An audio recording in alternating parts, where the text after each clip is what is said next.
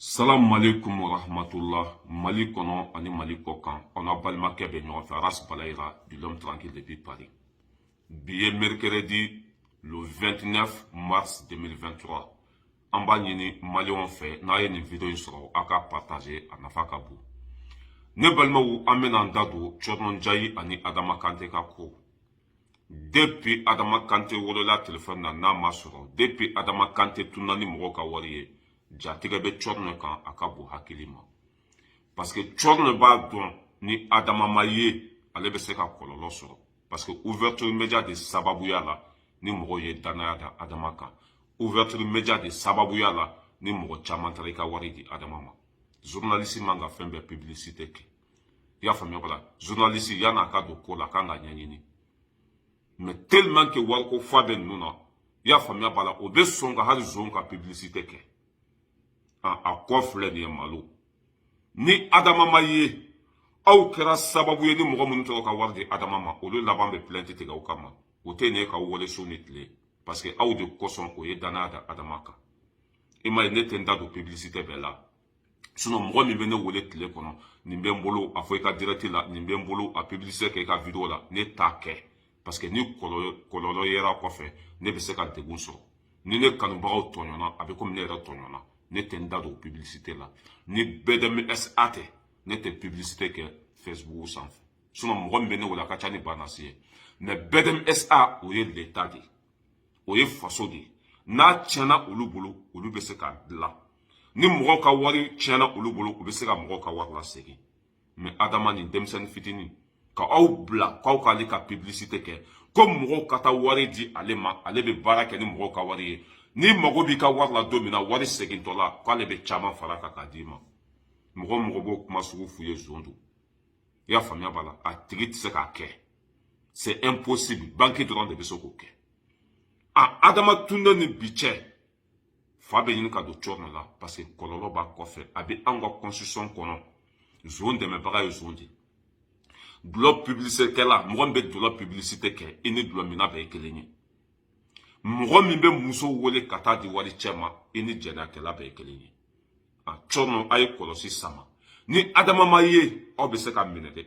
ni Adama ma ye aw bɛ se ka taa kaso la parce que mɔgɔw ka danaya b'aw kan n'a y'aw da don ko o ko la mɔgɔw bɛ sɔn ka don o ko la aw man ka sɔn ko bɛɛ ma aw man ka da don ko bɛɛ la aw man ka publicité bɛɛ kɛ i b'a ye ko TV5 yɛrɛ y'a kɛ bilahi n'aw tun tɛ hali ni TV5 ye bafulu de dilan ka bafulu dulon sankolo la mɔgɔw tun tɛ da Adama la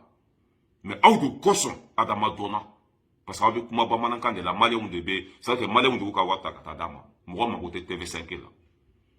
la wa aw y'aw jija a ye kɔlɔsi sama Adama ka ye ni Adama ma ye kɔlɔlɔ b'a kɔfɛ an ka cɔrɔn ka vidéo lajɛ mɔgɔw bolo ko Adama taara ni cɔrɔn ka wari ye Adama ma taa ni cɔrɔn ka wari ye dɛ cɔrɔn b'a dɔn ko conséquence bɛ nin ko in kɔfɛ kɔlɔlɔ b'a kɔfɛ parce que ale de kɛra sababu ye ni mɔgɔ caman tɛ ka wari di Adama ma ni Adama ma ye ale bɛ se ka taa kaso la ni Adama ma ye ale bɛ se ka minɛ depuis Adama ma ye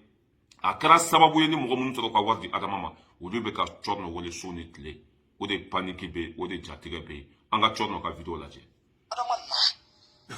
Adama na i bɛ na de naba nin na ka n'i dogo na non i tɛ se k'i dogo i bɛ na de. Cɔrɔn a bɛ na o. Mɔgɔ de dar'i la ka da i la ko nafolo mugu ta k'a d'i ma des millions et des millions. Non cɔrɔn a bɛ na. Et pourquoi i bɛ fɛ k'i cacher tuguni pour quelle raison. Bon bɛɛ b'a dɔn ko kunkolo tiɲɛna bugubugu e ɲɛ tɛ mɔgɔ min na k'o kan na e t'a dɔn Adama bɛ yɔrɔ min na ko Adama na tɔɔrɔ b'a kan bi a ka bon hakili ma o de la mɔgɔ man ka fɛn bɛɛ publicité kɛ an bɛ tɛmɛ ka bɔ yen Adama Tunde ni bi cɛ a ye vidéo min kɛ a ka bon hakili ma a n'a ka président yɛrɛ sigilen ɲama a y'a lajɛ n'a tɛ ɲini k'a ci o tulo kɔrɔ a y'a lajɛ. Mun kɛra ne yɛrɛ la ne tɛ se ka fɛn ɲɛfɔ i ma an ka bɔ o kunna. Non cɔrɔn ne bɛ ka ko su bɔ o kunna non ne b'a ɲini ɲɛma ne bɛ ayi ɲɛma non b'a ɲini équipe technique fɛ. Foli lase maliyɛnw ma.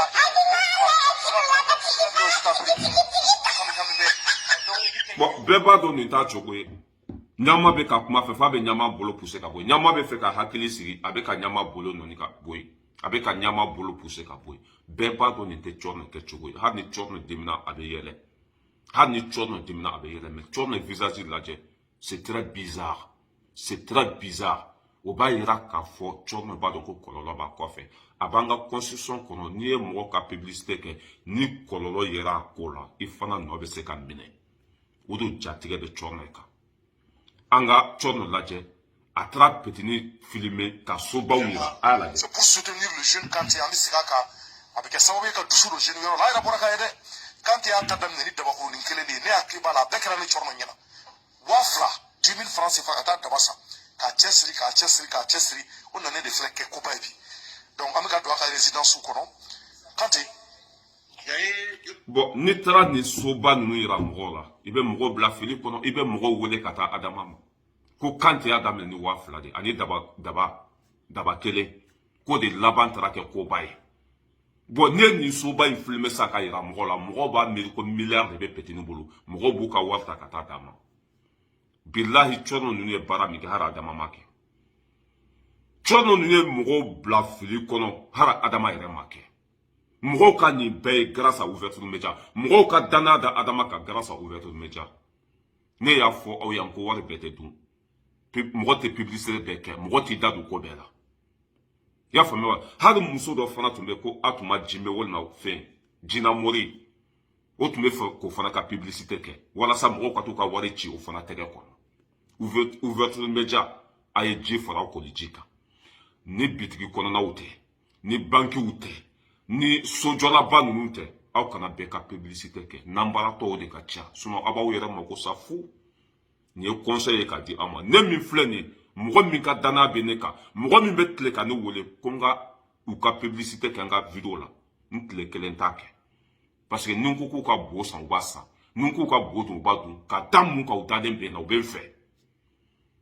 mɔgɔw ka danaya b'i kan waati min na kana to mɔgɔw ka taa bila fili kɔnɔ ka n'i da don ko bɛɛ la kana sabu kɛ kana sɔn ko bɛɛ ma quoi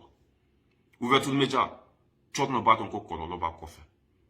Adama ma taa ni cɔrɔnɔ ka wari ye a ma cɔrɔnɔ ka wari dun cɔrɔnɔ ye publicité min kɛ cɔrɔnɔ b'a dɔn ko kɔlɔlɔ b'a kɔfɛ cɔrɔnɔ b'a dɔn ko ale de sababuya la ni mɔgɔ caman ka wari tiɲɛna o jatigɛ n'o panike n'o siran o de bɛ cɔrɔnɔ kan bi bi in na a kuma cogo lajɛ ni fa tɛ ɲini ka don a la a ɲɛda lajɛ komi samiya bo sanke tɔɔrɔ sugu bɛɛ b'a kan bi jatigɛ sugu bɛɛ b'a kan a ye kɔlɔsi sama pour que petini bɛ se ka ye sinon aw ka kiri ani petini ka kiri bɛɛ kelen ye dɛ zon dɛmɛbaga ye zon ye hakɛtɔ bɛ kuma kɔnɔ wasala